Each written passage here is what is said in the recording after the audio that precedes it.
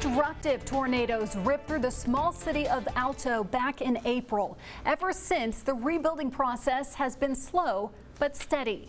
KETK's Matt Thibodeau shows us the new roofs over people's heads, all thanks to the River Church. It's been 3 months since the tornadoes ripped through Alto, and it drew the community closer together than ever before. And now, little by little, the town is finally starting to rebuild.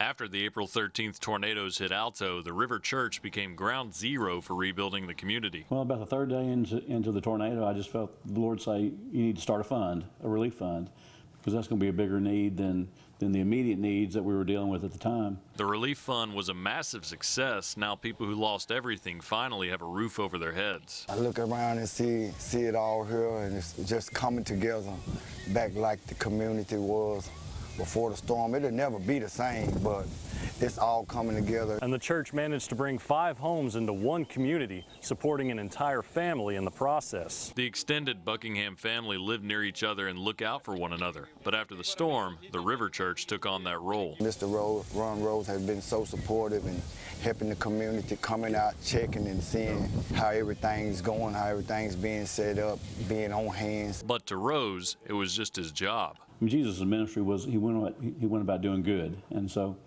when the need was there and we started the fund, you know, like I said, we didn't have any idea how big it would be or what we'd do. We wanted to help people. And it's given the community a much-needed return to normalcy. We can sit around once again, get back to normal domino playing and trash talking, and everything is just coming together. And we just thank God for it. Rebuilding the community little by little. And it should only be a few days' time before these mobile homes are hooked up with the amenities needed to be livable. Reporting in Alto, Matt Thibodeau, KETK News.